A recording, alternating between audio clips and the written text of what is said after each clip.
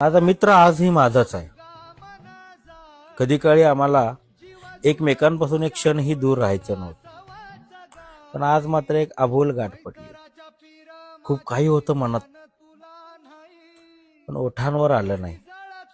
मैत्री जिवंत आहे, पण सवय मात्र हरवली.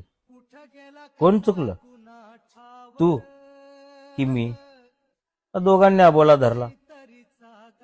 समोरून जेव्हा जातोस तेव्हा हे मन तुटतं, स्वाभिमान आडवा येतो आणि मी गप्प बसतो. वेळ बदलली, परिस्थिती फिरली, या जीवनाच्या धावपळीमध्ये आपली मैत्री कुठेतरी हरवली. जुनी आठवण तशीच आहे.